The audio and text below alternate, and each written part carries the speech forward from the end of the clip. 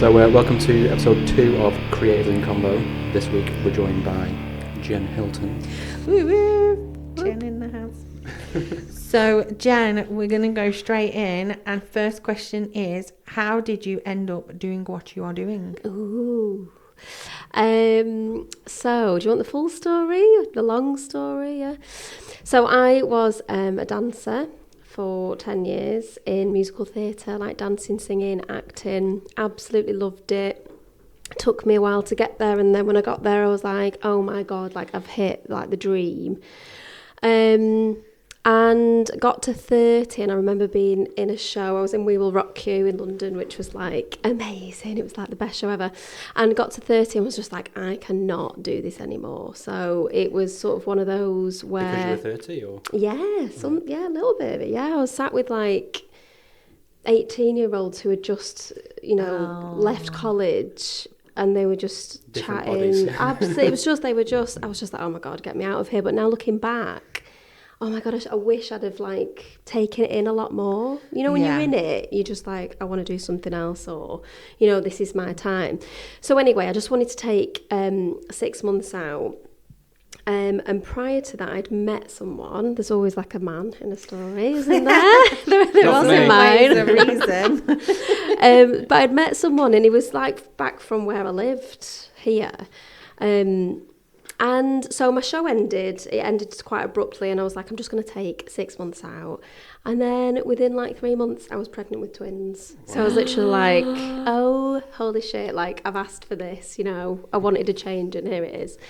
So quite a big change. It was a massive... Move home, have twins. Yeah, it was huge. Well, that was the end of my career, basically. It was like the end, because I couldn't do it anymore. Couldn't live in London anymore. So previous to that, I'd been on tour in Chicago, which was also an epic show. And I just picked up a camera, and I remember... That's really funny, because I'm not into musical theatre. I thought you meant you had gone to Chicago to tour, and it took a little minute for me to catch up then. Right. So, yeah, Chicago, the musical, which has just been on in Blackpool. Did you go? I didn't go. I know loads of people who did go, though. No, I didn't. I did Grease the musical. Yeah. No, I absolutely love musical theatre. But I was on tour and just picked up a camera.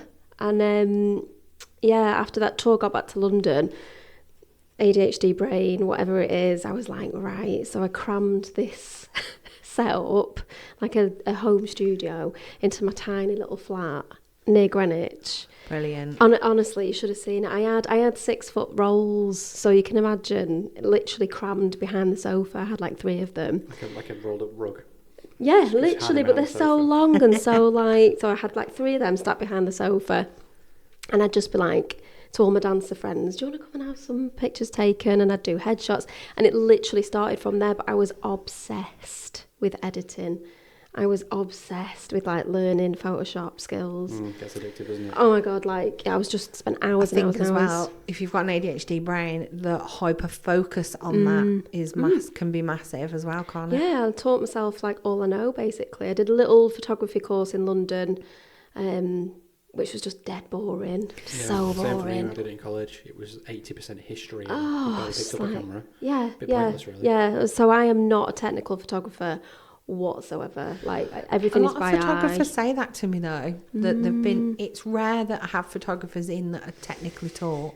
Yeah, I think I'd like to be more technical, but I don't have the capacity to learn it because like it's just not. What kind of stuff?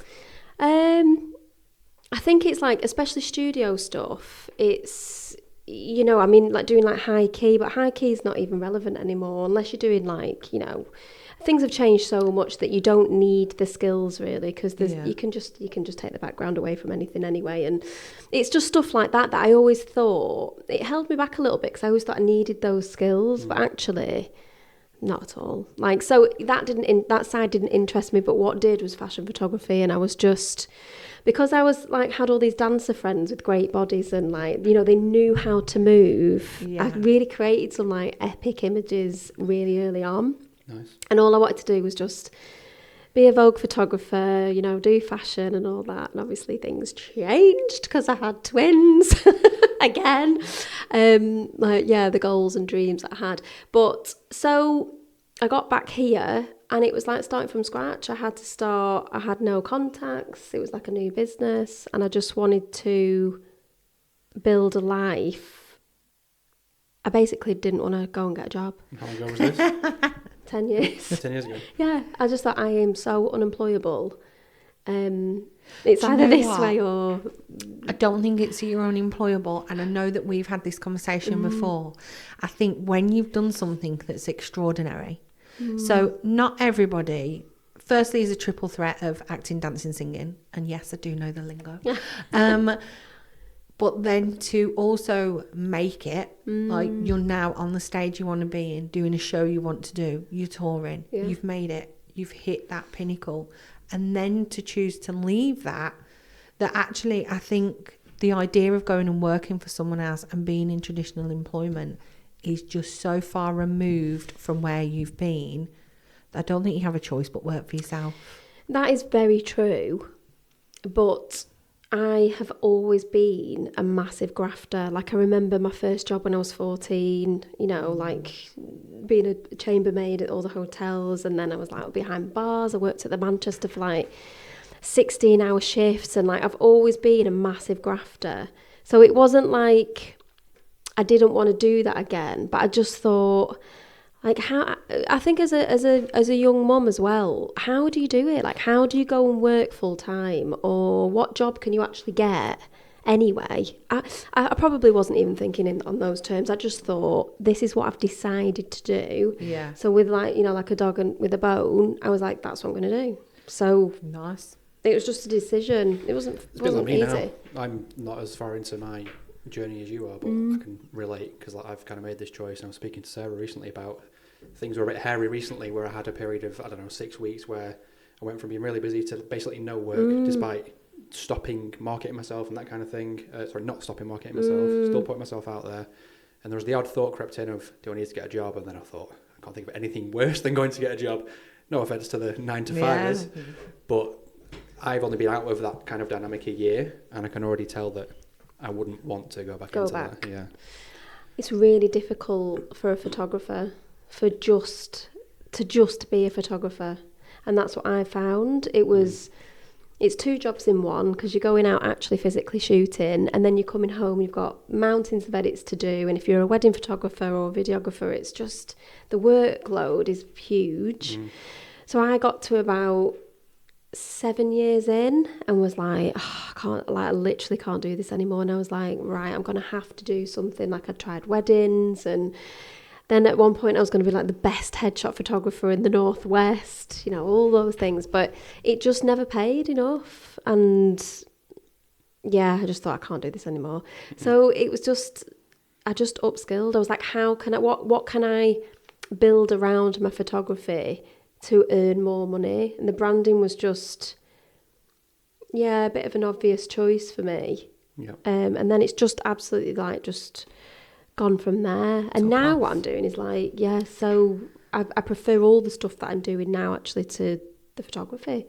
You still do photography though, obviously. Don't tell anybody that. I do, yeah, don't tell anybody. So was there any kind of one particular thing that you changed or did or whatever in the past couple of years that kind of made that shift happen? Branding. Absolutely. And is that when it took off? Yeah. What about it? What was the thing that happened though? Because I'd never in the past done any type of work like brand strategy, which is like actually figuring out who the hell I want to work with, who is my ideal client, who am I actually aiming my services at. I didn't even know it existed.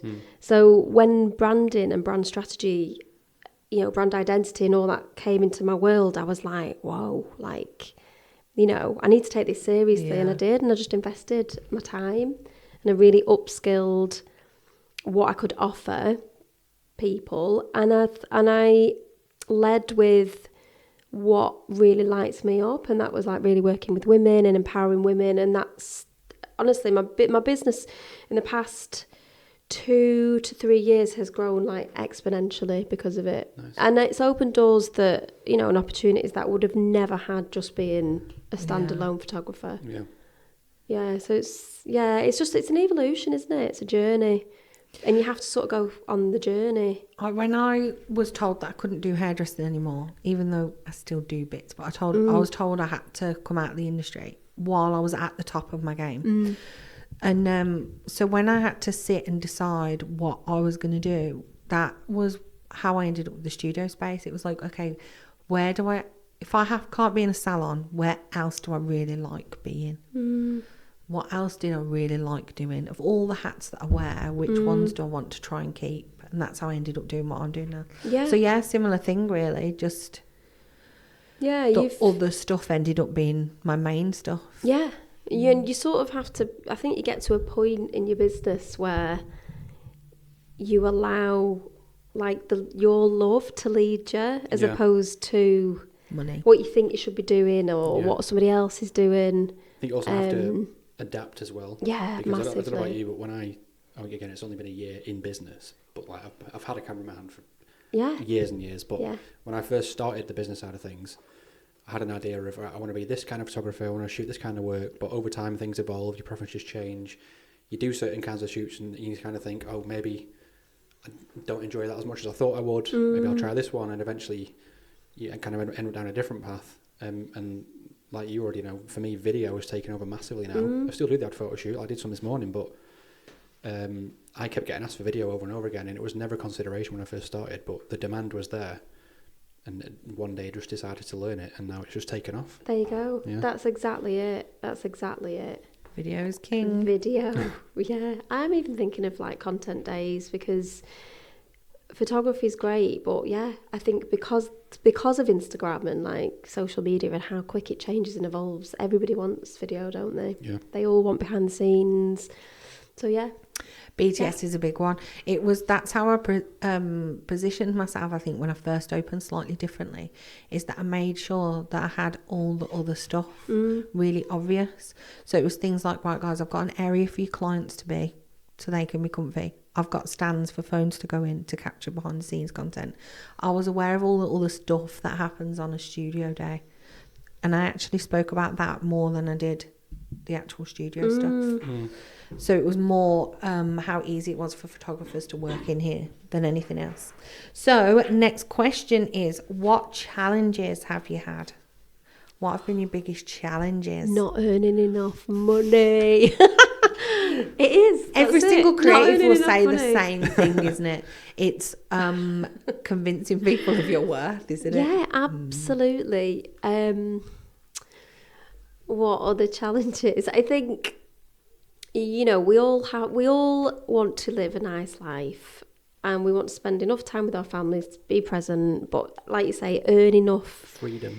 Yeah, like, you know, we're never going to get like full freedom while we're living on this earth, because we have to pay here to be here. But I just think, I think it's like upskilling and seeing where you can fill in the chinks of the chain.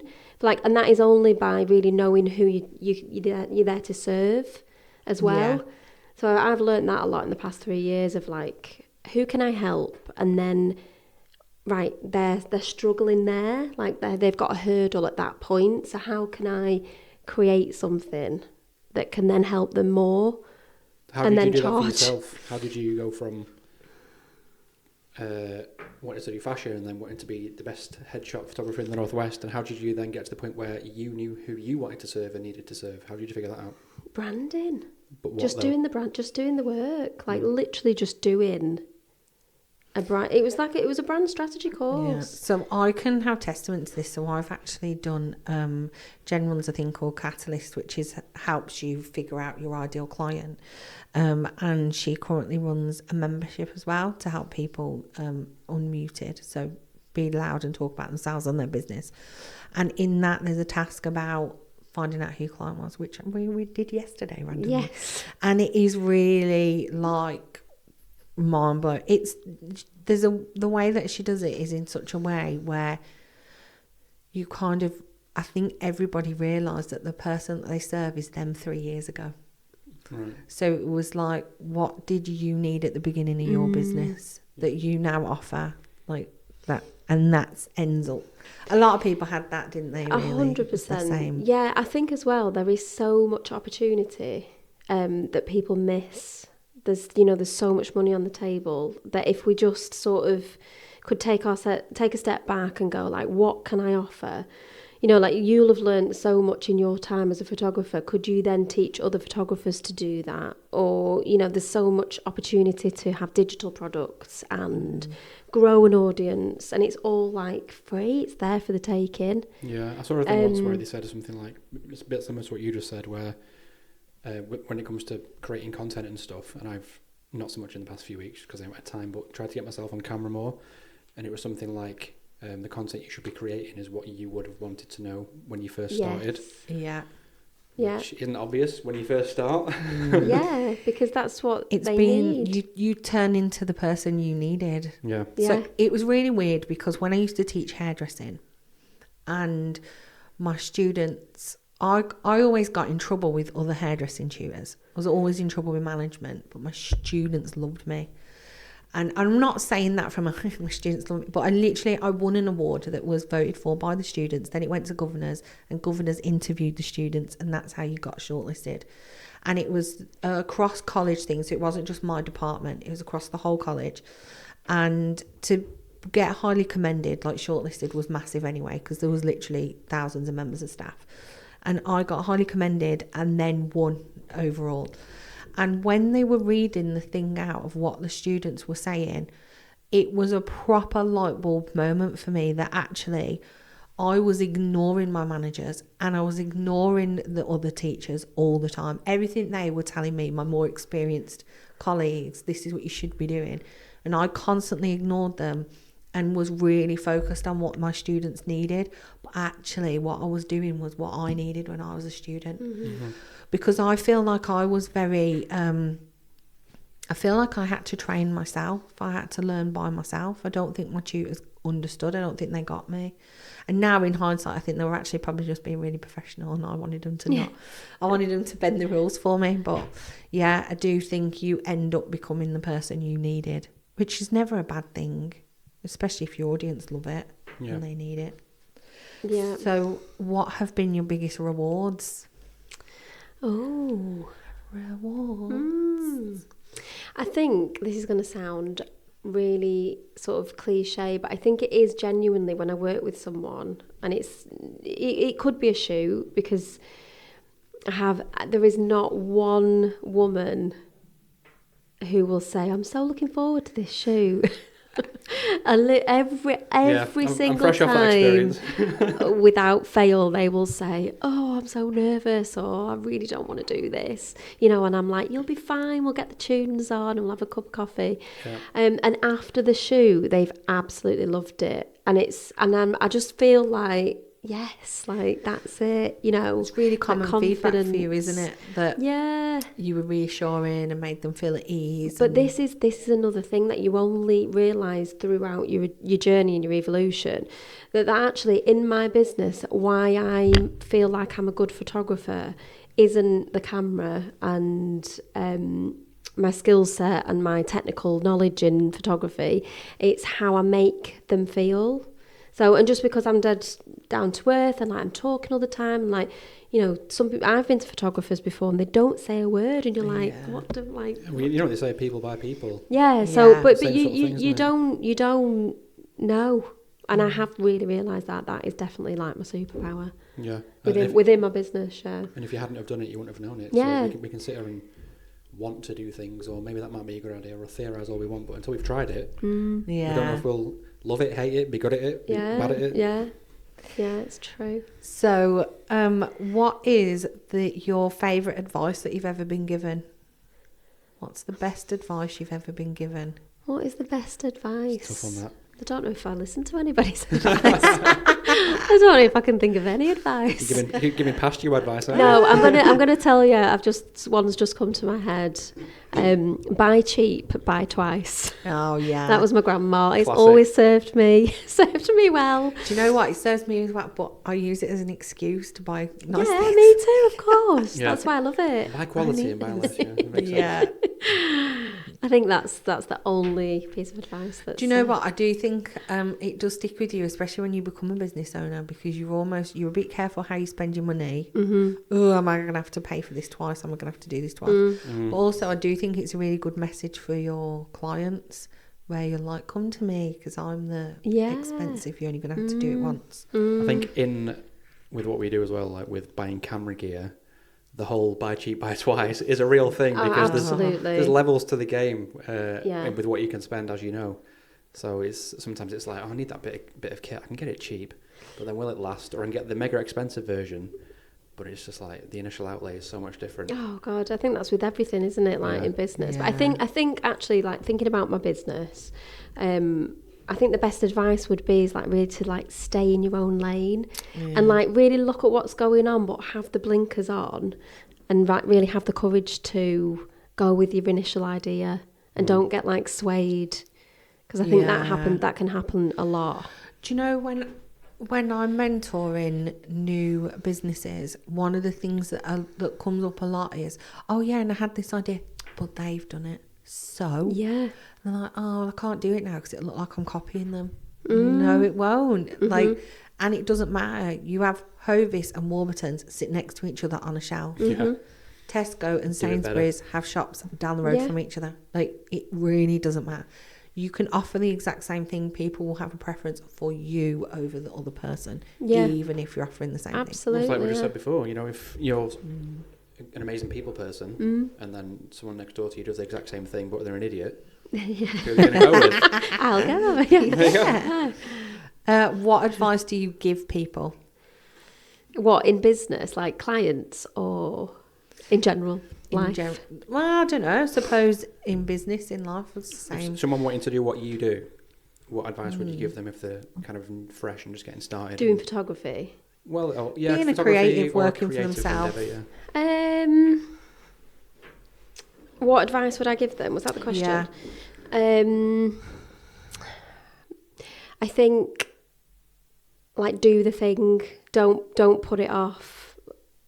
You know what you need to do, but sometimes it even could come down to money, and it's like, I can't afford to do that, or I can't invest in a coach, or I can't invest in a training day, or do it, because it will the return on investments. I think this was a massive pivotal moment for me. I think my first like networking thing was £128, and I was like, oh, 128 quid to sit in a room full of women. Like, I wasn't really not really a girl's girl either. I'd rather either just be on my own or be with my lovely friends, but I'm just not. So I was like, oh, but honestly, that totally changed my business. And I think money mindset is a massive shift to blocker for a lot of people. Huge, when they start, isn't it? Because it can hold you back. It can really hold you back. Learn from people who've already done it, because you'll just get there quicker. I think is my advice. Oh, no. Yeah, I like that. That was a really hard one for me when I started, because I'd been a coach, because I was the mentor and the teacher for so long, that then to actually acknowledge that I needed to go and find someone who knew more than me. And not because I'm always in education, I love learning, but I think having a coach or a mentor is very different, isn't it? Because it's actually paying someone to tell you what you have to do differently in your business. Specific to you, isn't it? Yeah, that I found that really hard. But as soon as I did it, I was like, amazing, I needed that. And also, I feel like someone else unlocks little doors that you wouldn't have unlocked yourself. Yeah, they can like take a bird's eye view. Yeah, and it's like just fresh eyes on your business, and it always gives me huge light bulb moments. Sometimes as well, I think the nice thing with the coach is actually when they acknowledge the stuff you've already done is good. Yeah. It's like when they come in and say, okay, so this is great and this is great, let's work on that. And you're like, oh, cool, they thought them bits were great. So I think sometimes it's nice to just have a bit of a pat on the back as well. Yeah. You did these bits good. Yeah. It is easy to really improve on them. How far you've come or things that you have done. Because as far as I'm concerned, there's been some cool names or locations or whatever, despite only being a year in. But you don't really acknowledge them at the time. You might have a quick moment where it's like, oh, this is cool, but then you just kind of forget about it and move on. Always like looking over the moment of the shoulder of the current moment, like seeing, what's next then, like, this is cool, but what's next? You always want more, don't you? Being present. There's a lot of noise around that at the minute, isn't it? It's that, like, you're not failing, you're just constantly setting the bar higher. Yeah. So, yeah, and I don't think you always stop and... Did I say to you last time, it might have been you, where, especially with a creative thing, whether it's photo, video, drawing, graphic design, whatever, where, because especially for someone who's ambitious, and you want to constantly improve, your tastes are here, but your current skill set is here. And the better you get, the higher that moves. So you're constantly chasing that thing. Oh my God, that is so true. That is me in a sentence. I'm constantly like, I'm shit. But then other people will look at us and be like, that's exactly what I want to do. Yeah. Oh, of course. But for us, we're like, we're shy. Yeah. Constant. Honestly, yeah, that's my life. I think it's got to be a good thing, though, to be constantly chasing something a little bit better, isn't it? Yeah. Keeps you going. But I always want it like now. Now. Got to have give patience. me all the skills. Oh. Yeah. So the last one is a question where we've asked all the people to send a random question in for you. And the question was, if you could work with anybody, who would you like to work with? Ooh. So if you could redo their branding or take their photo or work with them, who would you want to work with? Vogue. Nice. Yeah. It's the biggie, isn't It's just always been there. But I've sort of suppressed it for many, many years. But just to get like one image in Vogue, not Vogue Milan or Vogue Italy, it would have to be like, UK, UK Vogue. I think that's it. That's something you still want to do? I don't know. I just think it's just always been sort of a thing to have achieved. But even if I did it, I'd probably be like, oh, that's cool. Yeah, done it now. What's next? So I've had work on the digital version of Vogue. Have you? I know, it's super exciting. I know. But I didn't know. And it was the model whose hair I'd done. And she shared it and tagged me in it. And that's how I knew. Like I didn't know. It wasn't something that I actively knew was happening. So yeah, I was so excited when it happened. Yeah. And then it's really funny because I forgot about it for years. And it was only when Kim was like, I'm going to get some work in Vogue. That's the thing. And I was like, oh yeah, I've had work in Vogue. Really like, what? Yeah. I was like, not print though. So yeah, I would still chase that. Yeah. In print. Yeah, it's got to be in print. Yeah. I think the landscape is changing so much. I actually think, like Vogue, all the fashion magazines, they're becoming like just icons, aren't they? Because they just won't be around for much longer, I don't think. But it would be like to be in a studio with an absolutely insane model, or the whole shebang. Nice. And me shooting that shoot. Yeah. That would be like... For me, that's like GQ for me or something. Yeah, like it's just Same something sort of that's like a bit iconic. Yeah. Is that ever going to happen? Yeah, do you know what? When I left my first job, so I had a very secure job teaching, and when I left it, I wrote a list of things that I was going to achieve. And I remember someone at my work laughing at it, like, are you joking? And within a year, I'd ticked everything off. Wow. So then I wrote a new list, and I put on it, have my work in print in the trade journals that I'd been reading since I was an apprentice. So I was like, have my work featured in there. I wanted to be part of an article in it, so I have my name as like I've said something to be quoted in a thing. So yeah, I wrote my next list and had all that, and again 18 months later I ticked everything off that list. I need to write a list. I was like, done, I'm doing it. Yeah, I could probably do that what's as well. happening. Yeah, I love a list as well. I've got too many already. I like a list. I need to write a really special list and then just take it out. I'd love to write a book as well. About what? It's on my list. Don't know. Just want to write a book in general. Yeah, there's like loads of things that I want to do. Would it be more personal, or would it be I think it'd advice-based? I think it'd be more personal. Or I have no idea. I can just see it. I can see it. Oh, there's so many things I want to do. So like, I'll just give you a list of all the things. You just got to write them more down and tick them off. Yeah. That's it. I want to talk on stages about branding. The things that I do now, like in the memberships and the little things that I do. There's a lady that I follow, and she did a big event. I think she's in Australia or America somewhere.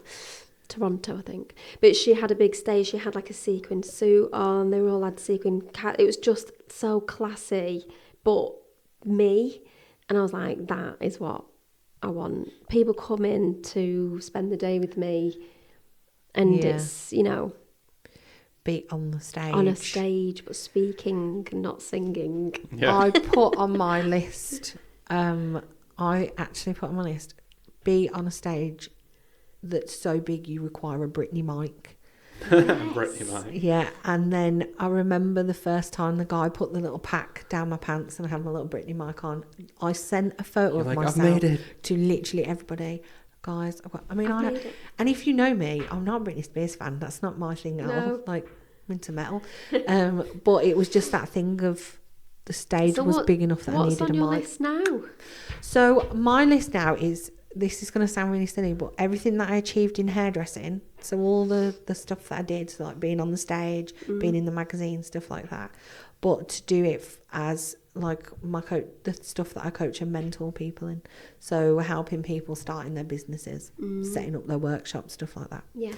So like you, I want to be on stages talking about that now instead. So yeah, I think I just want the same career trajectory that I had with hair, with the new stuff. Yeah. Really. Nice. So yeah, so mine is a rinse and repeat. Yeah. Rinse and repeat, Yeah, but that's new it. audience. Different industry. Yeah. Yeah. So yeah, I want that. I have a question for you actually, Jen. Go on. With regards to business specifically, not just like hobbyists. Mm-hmm. In your experience, I don't know if you kind of went through the same thing, but what's your opinion on niching down and being very specific versus being more of a generalist when it comes to the kind of work we do? Specifically photographers? Photo, video, just that kind of thing. Creative work. Yeah. In my experience, niching down was a game changer. Really? Yeah, because I was trying to do weddings, do headshots, do whatever came my way, you know, and it was all just to earn money. But I think if you niche down, you grow a style faster. This is like more photography, but you grow a style faster and quicker, and then you are synonymous for that thing.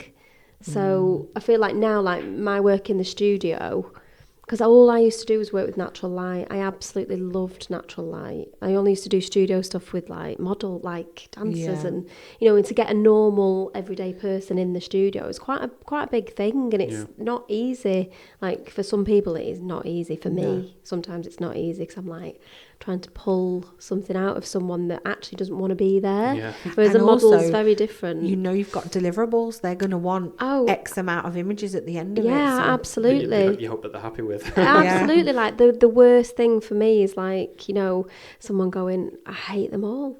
And everybody hates themselves. Nobody likes, especially like normal person who hasn't been on stage, who's not a model.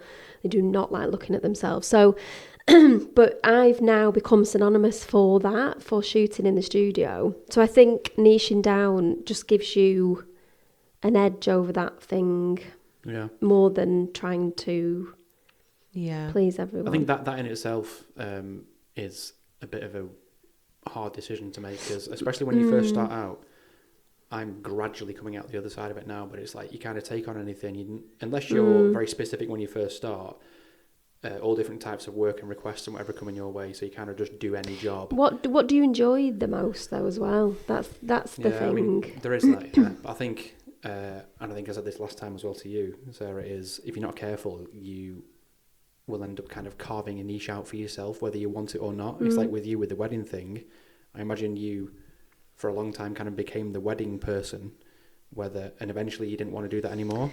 So kind of stepping out of that and having to almost start again, was that difficult? Yeah, no, but I think because I did weddings, but every wedding that I did, I've never known a job so stressful on your own as a wedding photographer. It is like, I don't want to do it. It's like not my being thing. where the bride is. Then I'm like, I've got to get those groom shots and then run back to that. It's just the most stressful thing. I don't know how they do it. Yeah. Do you know as well now, because I know wedding photographers, and they not only have they got to do that, but they get a list of shots they've got to do, and then the bride wants content. Yeah, It's massive. So now you your lead photographer, second shooter, and a content shooter. Yeah. It's like, that's absolutely mental. It's absolutely crazy. But I knew that every wedding I was like, I hate this. But it was the biggest chunk of earnings that I'd get, but I knew that I hated it. That's the thing. So it's like, if I'd loved it, I would have honed in on it, but I just didn't. No. So it is a little bit of like, where do you love to be? And how can you do more of that? Yeah, exactly. Yeah. But I think that there's just so many new things in my business that I actually love more. Don't tell anybody. I think that, so I'm addicted to new things. I have shiny penny Just syndrome. in general. Yeah, I do. So I like having a new project. I like having a new idea. I like starting a new, and it's that whole ADHD thing of even a new notebook. I'm like, I'm going to start a new notebook. Yeah, it is. Oh yeah, love. I do like having a new stationery. project, something new to learn. But actually, I feel like now I've started that many things that they are all actually coming together as a whole. Yeah. They're just becoming like different ways to work with me. But my favourite thing is the in-person events that I do. Who knew? Yeah. Who knew 4 years ago that is actually what I absolutely love to do? You know, so it's like, what can you add in? What can you add to your business that's going to give it a bit more substance than... So, yeah, whether it's like an online presence, an authority online, or, you know, what can you grow alongside the actual doing? Yeah, and that's still going to put a fire in your belly. Yeah. Yeah, true. Because don't forget why you started. Yeah. That's the thing. I'm famous in my house. My husband will tell you for just quitting, because I'm like that impulsive thing of, I have woke up too many days and not wanting to go to work now, so it's time to leave. And I was very like that. I was like, this is like the 60th day in a row of not wanting to go to work. I need a new job. It's kind of a sign, isn't it? Yeah. And the hard decisions, but once you make them, you make way for other stuff. Like, so I was in the band Touch the Pearl for 9 years. I think it took me 2 years to leave, like to actually say to myself, this is not for you anymore. But I was so gutted. But since I've left, I've been like, weekends, you know, let's go out. So it's like, you've just got to, I think it's just courage. It's courage to say no to stuff. Yeah. To let other stuff come in. Yeah. The other thing as well is, I think sometimes when you jump, you almost give yourself the pressure you need to make the other stuff happen. So like when I opened the studio, I had no choice but to make it pay for itself and then earn me money. I had no choice. Failure was not an option. So then you have no choice but make it work.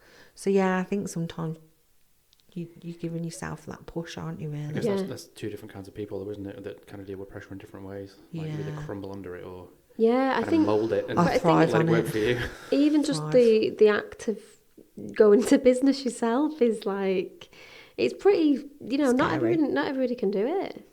They really can't. So, you know, we've got to give ourselves a pat on the back that we even made that choice in the first place.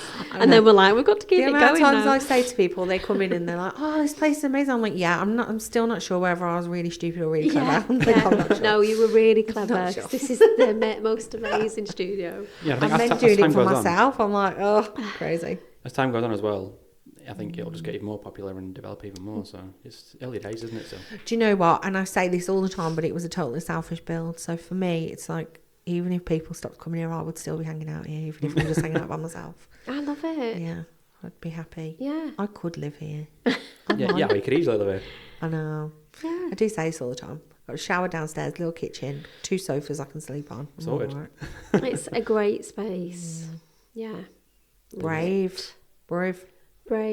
Yeah, and Jen has a great membership, which we should totally mention, because I'm in it. You are in it, which I absolutely love that you're in it. Is that a constant thing or like a temporary thing or what? This is like a very, very new impromptu thing. So it's like that thing of being like, do I just do this? And I just did it. And be interested in it? And, you know, is anybody going to want this? But it was, I want like residual income in my business, and I want to build things that are gonna grow alongside, like you say, you know, you were saying at the beginning of, you had some great months and then and then it drops off and you're like, oh my God, like what am I gonna do? Yeah, so it's like, and you're still marketing yourself, you're still doing the things, but actually, are you though? I looked at my I have like a invoicing software, and I looked at my months, and it's so telling.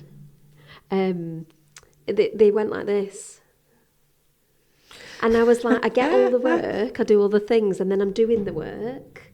Yeah. And then I have to do it again, and then so it's like these spikes. Yeah. So it's about how can you just like keep a level. So it's always on my mind of like digital assets, memberships. Anyway, I'm going off on a tangent again. So the membership it just came out of a free WhatsApp challenge, and it was to launch Catalyst again. That was the aim of the challenge. And you know what's really funny? So I joined the challenge, and I said I'm going to join the challenge, but it's on a week when I'm away, and I've got Beth's graduation and 21st, so I'm probably not going to be that present, but I'm going to join it anyway because I want to see, and I think it'll be really useful. And I was not involved at all. When I tell you that I was a flatliner in that group, I don't even think anyone knew I was in there and didn't comment or anything. But just snippets of time, you know, where I could just see, and I'm like, oh my God, it's like 100 messages, and I'd just scroll through, and I'm like, oh, these guys are so supportive. This is so lovely. And then I revisited the challenges, and I was like, oh, okay, I'm going to do that. Oh yeah, I'll have a go at that the week after. But the actual WhatsApp group was just, it was on fire. It was a bit mental. It was constant, like, this is amazing. This is so good. Oh yeah, I can do this. Oh yeah, you should definitely do that. I've just seen your thing. That's so brilliant. And I just felt like, oh, okay, that's nice. I like that. Yeah. It did feel like, you know, there are some times when I'm in rooms and I feel like these aren't my people. Yeah. Like, it happens a lot. Especially like networking or whatever. And I do go to quite a few events. Yeah, it's a mixed bag, isn't it, networking? Yeah. But so coming from like my clarity and confidence days, which are just amazing, like I can't tell you, like they're amazing, they're so amazing. So a lot came from that. So they really do feel like I attract a certain type of person, and like, so this group was that. So I was like, do you know what, I'm just going to go for it. I'm going to offer a membership. So it's literally just like content prompts. So I do like a Monday. It's all strategic though, so I'll do it around branding, and we this week we've done it on values. So they get prompts for the week, and everyone's loving that because everyone has like, people just don't know what to post. And then there's an online session, which we did the first one last night, and then there's going to be an accountability one at the end of the month. But there's like 32 people in there now, and they pay every month and they get the content. So it's just something that I can grow then alongside everything else. Nice. And you've got a nice constant warm audience as well. Absolutely. So it's having something that's low ticket that can come in and work with me and get me a bit of access. A bit of access to me, even though I'm like, oh my God, I've literally living on your phone. Yeah, for the past week I'm like, oh, I'm so sorry, kids. But I can't even see anymore. Summer holidays as well. God. Yeah. But I am trying to have a few boundaries, you know. Just literally just put my phone away and just don't look at it for a bit. Then there's like 100 messages. Like, it is 100. But I think it is really good though, because the 30 odd people in that group, they will answer each other. They're supporting each other. So I don't have to be there. It's not like they're all wanting it from me. So it is really, really good. I hope it stays like that. And I hope, it is a trial, because in 3 months' time I might be like, I can't do this anymore. I can't do this anymore. But at the minute, I'm really loving it. And the net, I've got like retreats in my mind of what I want to do. It's just nice holding space for women. And I feel like that's what I've sort of realised that I really love to do. Yeah. So the photography, I'm like, it's like a byproduct almost now. Yeah, a little bit. Yeah, see, I still do hair. I still do hair though. I have the hair room here, and I still do hair, and I don't talk about it. I don't advertise it. I don't. Well, I'm never going to be in Vogue though, am I? If I stop. Do shoots just for yourself though? Because obviously and this is the thing. You picked up a camera all those years ago. I know, and it's like coming back to actually, and I would get so excited about that of creating something, and we're putting something together, aren't we? A bit of a creative shoot. You are so right, and that's something that I've not done for so long. Just get lost almost, doesn't it? Like, Yeah. Unless Yeah, you yeah, intentionally yeah. think, right, I need to And it's do my own time, stuff. and it's time as well. Oh, You yeah. know, I get so busy. It's not priority, is it? It's not. No. It's really not. It is a priority when you're starting out because you need that. You need those images and you need that content to share. But yeah, we need to get on that, don't we? And we definitely need to do it because I would love to do Absolutely. that. We were going to do it for September, weren't we? So we've got to pull our finger out. We'd had this conversation before, and I was like, yeah, you know what? I've got some ideas so I've got some creative stuff that I need to let out, and none of my Release paid that valve. work. Yeah, well, none of my paid work is giving me the opportunity for what I've got in my brain. Yeah. It's different though, isn't it? Like, So yeah, the paid work versus the creative, because obviously we all love money, and it's nice to get paid for what you do and what you like to do. But like I've kind of kept hitting on every now and again, you picked up that camera originally for a reason. And like for me, it's obscure. I've told you this already in the past, but I very first started after having a few years break of not touching the camera, of doing macro photography, like bugs and stuff. Yeah. Which there's not a lot of money in that, but it's super interesting. There is if you carve out a little macro niche for yourself. Which I don't want to do. But, yeah, I don't know. The love for it, it's easy to get lost in the business side of it if you're not careful. Of course. And in business, you're always creating somebody else's vision, aren't you? But honestly, when I get like, some person in the studio that's absolutely hating being there, all I've got in my mind is like, Vogue. Like, how can we create this shoot? You know, that it's like a Vogue cover. And sometimes I say that I'm like, right, Forbes 2026, and they're like, No. Channel your inner Kate Moss, and we're going. Yes, that is literally say these things to them. But it would be lovely to have an exceptional model. Yeah. I would just not stop shooting. I'd get very trigger happy if that happened. Nice. So yeah, you are right. I do need to probably come back to my roots and go, let's do something for fun. Have a bit of fun. Yeah. It's so true, and I probably fall in love with it again. Everything else, it's when you stop.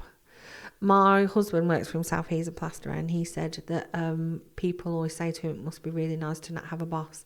And he says, it's not that I don't have a boss. I now have lots of tiny bosses. Yeah. He says, everyone who books me is now my boss. He said, so I just have lots of little bosses all the time. That's very true, isn't it? He said, so yeah, he said, whilst I do have some choice, he said, I do still have a boss. Yeah. And I think when you do something creative on your own, you freely definitely don't have a boss. Yeah, Freedom. and just being super No proud rules. of it as well. Total creative control. Love. Yeah. We all love that. Creative control. Creative control. That's me. I think that's why some shoots are more enjoyable than others. Yeah, of course. Like for me, it's like I really enjoy the food and product stuff because I have full control over the end result. Whereas like an event, for example, it's a bit run and gun, isn't it? Yeah. So it's a different kind of feeling altogether. I like doing food and like products because I'm so like perfectionist. Yeah, I can shape that, I can move that. Yeah, style like that. moving stuff. I think that's why I love doing design as well, and like creating logos, and I just absolutely love creating nice images. I am not a graphic designer, and I just absolutely love it. That's one thing that I'm like, I'm shit, but I still keep going. It's not like I'm not shit, but there's some graphic designers that are incredible. Yeah. So, yeah. That's in everything though, isn't there? But again, that's just you holding yourself to a standard, isn't it? Yeah. It's not a bad thing. It's a good thing. Yeah. I like ideas. I'm an ideas person. You are. Yeah, I'm not about a polished whatever. That's not me. How can we package that up? I'm the opposite. Ideas. I'm not great with ideas. So I need more ideas. Right. I'm an ideas incubator. So when someone comes to me, you only have to say one sentence and my brain makes a mind map straight away. Yes, like, it goes ping, ping, ping, ping, ping, ping. Yeah, and I have a million a ideas. meme of that guy was like, wow. No, I love it. Love it. That's my thing. Yeah, so I wouldn't thank you for a stylised product shoot or a food shoot. It's not for me. It's so funny, isn't it? Like how our brains are different. Yeah. Yeah, it's all about me, that. Perfection. I like to see perfection. Does it even exist? No. I like chaos. Yeah, chaos. Perfection is chaos. And thrive on the last minute, me. Thrive on the last minute. It suited me so far. Engineered my life to be that way. Yeah. Jen, thank you so much. So if people do want to work with you, where will they find you? So at the minute, I Well, my new website, which is Woohoo! so exciting. This is another thing. It's taken like a year. You done it to yourself? put together, yeah. Yeah. Yeah, so I keep going back to it and changing stuff, but it will be out soon. So it's beyondthebrandwoman.com. And everything is on there, all my images, all my design stuff, everything. So I'm very excited to launch that. So that will be with you soon. I can't wait to see it. I know. Shouldn't big it up too much, should I? Why? Yeah, no, I'm excited. Yeah, so and then on Instagram, Beyond the Brand Woman. Yeah. And where will, if they want to join your membership, where's the link for that? Is that in? So that will be on the link tree on my Instagram. I build Amazing. on Instagram because it's my favourite platform. Fab. So yeah, thank you so much. Thank It's you been for coming wonderful. in. And don't forget to join us next time where we are interviewing Kat from Stripe Social.